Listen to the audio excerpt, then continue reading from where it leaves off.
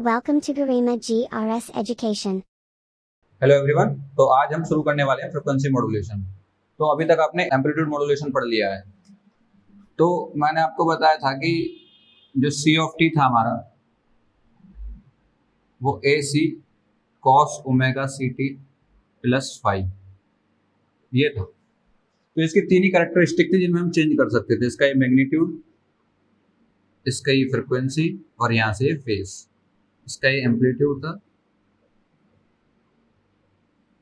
यहाँ पर इससे फ्रिक्वेंसी मिल जाती थी मुझे, और ये मेरा फेस था। तो मैंने एम्पलीट्यूड को चेंज कर लिया एम्पलीट्यूड मॉड्यूलेशन में, मैंने आपको बताया था। और ये दोनों एंगल के पार्ट हैं। तो एंगल यानी एंगल में दो पार्ट है आपके, फ्रीक्वेंसी मॉड्यूलेशन और फेस मॉड्यूलेशन। तो आज हम फ्रीक्वेंसी मॉड्यूलेशन शुरू करने वाले हैं। तो इसका मतलब ये है कि फ्रीक्वेंसी मॉड्यूलेशन का एंगल मॉड्यूलेशन का एक पार्ट है। तो इसको शुरू करते हैं। तो एक फ्रीक्वेंसी और फेस, तो आपका थर्ड चैप्टर है, उसके बाद फेस मॉड्यूलेशन आएगा, फोर्थ चैप्टर में होगा। तो अभी फिलहाल शुरू करते हैं फ्रीक्वेंसी मॉड्यूलेशन।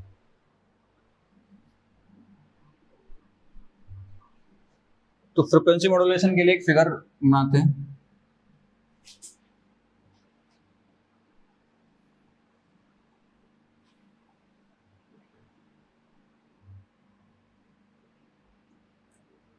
तो अगर मेरा ये कोई वेव फॉर्म है, मान लीजिए एक स्क्वायर वेव है,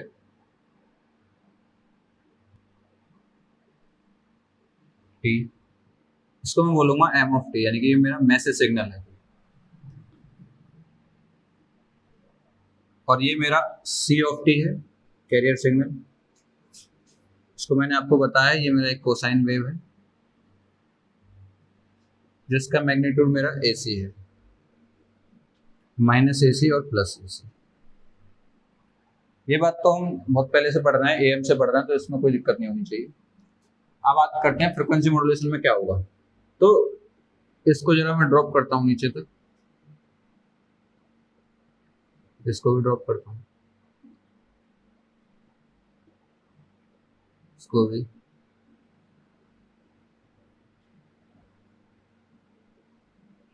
तो ये मेरा यहाँ मैं ड्रॉ करने वाला हूँ, ये मेरा मॉड्यूलेटेड सिग्नल है। ये मेरा क्या है, मॉड्यूलेटेड,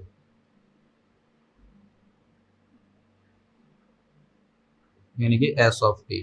और किसका है, एफ एम का। तो एफ एम में क्या होगा कि जब मेरा मैग्नीट्यूड बढ़ेगा तो इसकी फ्रिक्वेंसी भी बढ़ेगी,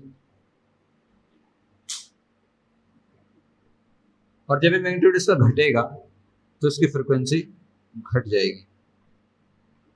और फिर से ये प्लस में जाएगा तो इसकी फ्रिक्वेंसी फिर से बढ़ जाएगी, और फिर से जाएगा तो इसकी फ्रिक्वेंसी फिर से घट जाएगी। तो ये है आपका फ्रिक्वेंसी मॉड्यूलेशन। तो इसमें क्या होगा कि इसमें ये एसी है और ये माइनस एसी, यानी कि मैं कैरियर सिग्नल के एम्पलीट्यूड को चेंज नहीं किया, केवल उसकी फ्रिक्वेंसी को चेंज किया। यानी कि फ्रिक्वेंसी का जो कैरेक्टरिस्टिक है मेरा आपका कैरियर का, मैंने केवल उसको चेंज किया है। तो यहाँ पर क्या है कि यहाँ पर इतने से एरिया में फ्रिक्वेंसी बढ़ गई है, यहाँ से इस वाले एरिया में फ्रिक्वेंसी घट गई है, और फिर से इस एरिया में फ्रिक्वेंसी बढ़ी है। तो इतने एरिया में फ्रिक्वेंसी बढ़ी है और फिर से फ्रिक्वेंसी घट गई। तो इसको कहते हैं फ्रिक्वेंसी मॉड्यूलेशन। और इसमें जब ये फ्रिक्वेंसी बढ़ गई है तो इसको बोलते हैं इंग्लिश में कंप्रेशन। और ये फ्रिक्वेंसी घट गई है यानी कि दूर दूर हो गए, इसको बोलते हैं रेयरफेक्शन। कंप्रेशन का मतलब है कि फ्रिक्वेंसी दब गई है और यहाँ पर दूर दूर हो गई है, यहाँ पर फ्रिक्वेंसी पास पास या सिग्नल पास पास आ गया है और यहाँ सिग्नल दूर दूर हो गया है। तो ये आपका फ्रिक्वेंसी मॉड्यूलेशन का इंट्रोडक्शन है। इसके बाद आगे के टॉपिक पढ़ेंगे। तो फ्रिक्वेंसी मॉड्यूलेशन का बेसिक है, आप उसको अपनी बुक से पढ़ें, और ये ही उसका जो इंट्रोडक्शन है।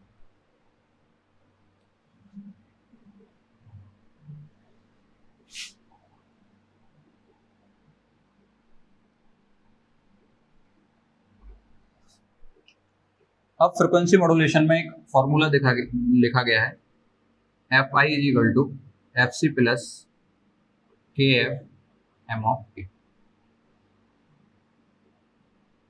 इस फॉर्मूले का प्रूफ आपके सिलेबस में नहीं है, हम सीधे इसकी बात करते हैं कि कैसे इसको कैसे हम वेरीफाई कर सकते हैं। तो मैं फिर से एक मैसेज सिग्नल बनाऊंगा। अगर मैसेज सिग्नल ये एज्यूम करता हूँ कि ये मेरा मैसेज सिग्नल है, कैरियर कैरियर मेरा कोसाइन वेव है, टी के रेस्पेक्ट में ये सी ऑफ टी है और ये मेरा एम ऑफ टी है। तो अगर मैं यहाँ पर मॉड्यूलेटेड सिग्नल बनाऊंगा एस ऑफ टी, तो क्या होगा कि इस एरिया में, यानी कि मैं अगर इसको ड्रॉप करूं नीचे, इसको भी ड्रॉप कर लूं, इसको भी ड्रॉप करूं, तो अब क्या होगा कि इस वाले एरिया में मेरी फ्रिक्वेंसी बढ़ जाएगी, ये बढ़ जाएगी, पर ये नेगेटिव साइड जा रहा है इसीलिए मेरी ये फ्रिक्वेंसी यहाँ घट जाएगी। फिर से ये पॉजिटिव साइड में जा रहा है तो मतलब मेरी यहाँ फ्रिक्वेंसी फिर से बढ़ जाएगी। तो ये आपका फ्रिक्वेंसी मॉड्यूलेशन था, ये पहले भी हम देख चुके हैं। अब इसमें देखते हैं क्या कैसे हो रहा है। तो एफसी में कोई कंपोनेंट जुड़ जाएगा, ये कंपोनेंट है कोई एम ऑफ टी का, और के एफ भी है इसमें। के एफ क्या है, यहाँ से मैं अगर बात करूँ तो एम्पलीट्यूड मॉड्यूलेशन में यहाँ पर एक होता था सेंसिटिविटी, तो वो सेंसिटिविटी होती थी एम्पलीट्यूड मॉड्यूलेटर की। अब यहाँ पर ये सेंसिटिविटी है फ्रिक्वेंसी मॉड्यूलेटर की। तो अगर कोई भी टर्म जब एफसी में जुड़ेगा, जब कोई भी टर्म जुड़ेगा, यानी कि अगर एम ऑफ टी की वैल्यू को मैं बढ़ाऊं तो एफसी भी एफ आई बढ़ जाएगा, क्योंकि एफसी तो हमारा कांस्टेंट एक तरीके से जो हमने कैरियर सिग्नल लिया है, अगर उसमें कोई भी कंपोनेंट जुड़ेगा यानी एम ऑफ टी बढ़ेगा तो हमारी एफ आई भी बढ़ जाएगी। वैसे क्या हुआ कि अगर ये मैसेज सिग्नल मेरा बढ़ा तो मेरी फ्रिक्वेंसी भी बढ़ गई, ये मेरी एफ आई है, इंस्टेंटेनियस फ्रिक्वेंसी। वैसे ही अगर यहाँ पर ये नेगेटिव साइड जा रहा था, इसका मतलब एम ऑफ टी यहाँ कम हो रहा था। जब एम ऑफ टी कम होगा तो मेरा एफ आई भी कम हो जाएगा। वैसे यहाँ पर मेरा एफ आई भी कम हो गया। वैसे फिर से यहाँ पर पॉजिटिव साइकिल में मेरा एम टी बढ़ा, जैसे मेरा एम टी बढ़ा वैसे मेरी एफ आई फिर से बढ़ गई। यानी कि जो फ्रिक्वेंसी है वही फ्रिक्वेंसी घटिया बढ़ रही है। यहाँ पर ये एसी है, यहाँ पर ये माइनस एसी है, यहाँ एसी था और यहाँ ये माइनस एसी था। यानी कि मेरे एम्पलीट्यूड में, यानी कैरियर के एम्पलीट्यूड में मेरा कोई भी परिवर्तन नहीं हुआ। जो भी परिवर्तन हुआ कैरियर की फ्रिक्वेंसी में परिवर्तन हुआ। और कैरियर की फ्रिक्वेंसी किसके अकॉर्डिंग बदली? कैरियर की फ्रिक्वेंसी मैसेज सिग्नल के एम्पलीट्यूड के अकॉर्डिंग बदली है। ये क्वेश्चन ऑब्जेक्टिव में आ सकता है कि फ्रिक्वेंसी मॉड्यूलेशन में जो फ्रिक्वेंसी चेंज होती है वो किसके अकॉर्डिंग चेंज होती है? तो मैसेज सिग्नल के एम्पलीट्यूड के अकॉर्डिंग उसकी फ्रिक्वेंसी चेंज होती है। तो ये आपका फ्रिक्वेंसी मॉड्यूलेशन का ये एक छोटा सा फॉर्मूला है, इसको आप याद रखेंगे क्योंकि इसका डेरिवेशन नहीं दिया गया है, उसको आप याद रखें। कोई ज्यादा कठिन भी नहीं है फॉर्मूला। अब आपका फॉर्मूला है f i is equal to F C plus के एफ एम ऑफ टी।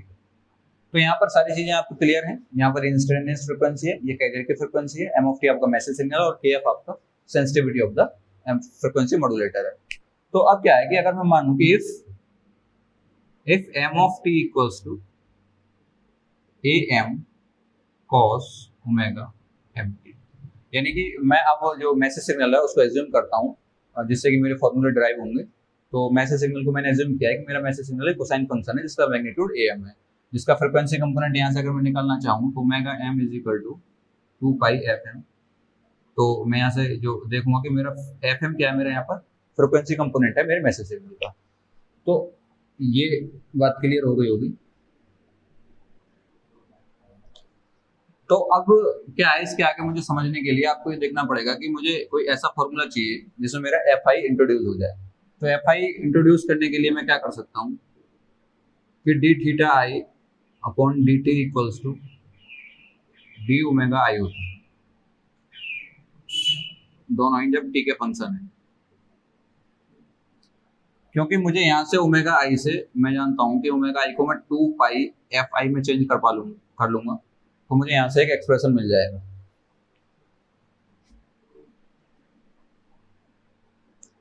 तो क्या करना है, जब अगर मैं दोनों तरफ इंटीग्रेशन, ये केवल ओमेगा आई है, जब मैं इनका बोथ साइड इंटीग्रेशन कर दूं, बोथ साइड अगर मैं इसको इंटीग्रेट कर दूं तो मुझे क्या मिल जाएगा, theta I T equals to मुझे मिल जाएगा। तो मैं इंटीग्रेशन करूंगा तो डिफरेंशिएशन हट जाएगा और यहाँ से मिलेगा मुझे ओमेगा आई टी और डी टी, ये मुझे मिल जाएगा। अब मैं क्या करूंगा यहाँ से कि theta I T equals to, यहाँ से मैं इसको तोड़ लूंगा 2 पाई एफ आई टी और डी टी। तो theta I T equals to क्या हो गया, टू पाई, और यहाँ पर एफ आई की वैल्यू मेरे पास है, इसको मैं रख दूंगा यहाँ पर एफ सी प्लस के एफ एम टी हो जाएगा डी टी। मैं इसको यहाँ सॉल्व करता हूँ आगे।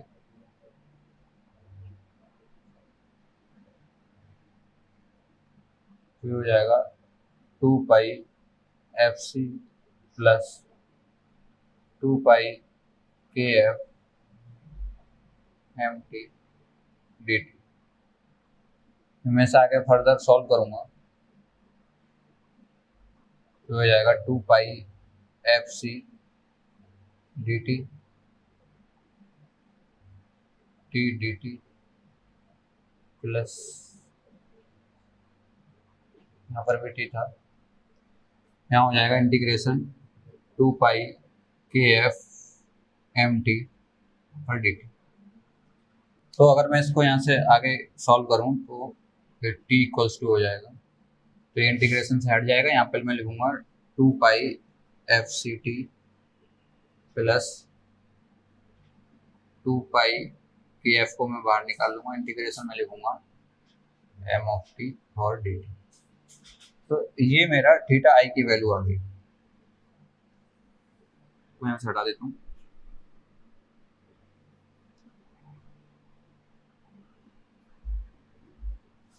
तो आपका ये थीटा आई आ गया था। तो थीटा आई आने के बाद मैं क्या करूंगा यहाँ पर कि एस ऑफ टी को मैं लिखूंगा ए सी कॉस थीटा आई।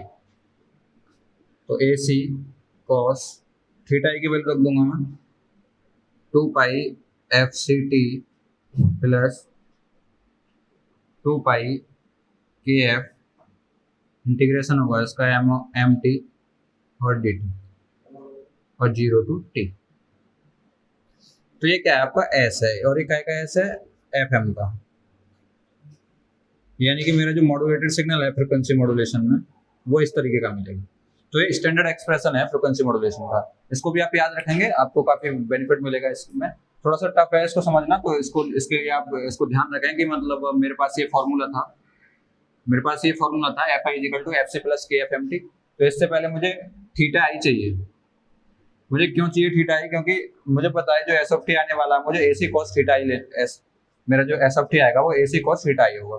क्यों? क्योंकि ए सी तो हमारा फिक्स रहना है, इसमें तो कोई मैं चेंज कर नहीं सकता, तो केवल मैं उसकी फ्रिक्वेंसी में ही चेंज कर पाऊंगा, तो केवल थीटा आई में ही उसके चेंज कर पाऊंगा। तो इसीलिए मुझे एफ आई से मैं थीटा आई निकाला पहले। तो आपको पता होगा कि एफ आई थीटा आई के लिए मैंने क्या करा था, D theta I upon D T is equal to omega I से मैंने पहले थीटा आई निकाला। थीटा आई की वैल्यू ये आएगी, तो थीटा आई की वैल्यू आने के बाद मैंने इसको s of t is equal to A c cos theta i में पुट कर दिया। और इसका बड़ा एक्सप्रेशन इसको और तरीके से भी प्रूफ किया जा सकता है, लेकिन वो आपके सिलेबस में नहीं है, इसीलिए आप अगर इसे प्रूफ कर सकते हैं तो बहुत अच्छी बात है, नहीं तो आप इसको याद रखें इसका स्टैंडर्ड एक्सप्रेशन को, तो आपको सहायता मिलेगी। और एमसीक्यू में तो आपको स्टैंडर्ड इक्वेशन ही याद होनी चाहिए, तो ज्यादा बेटर है। तो आगे Thank you.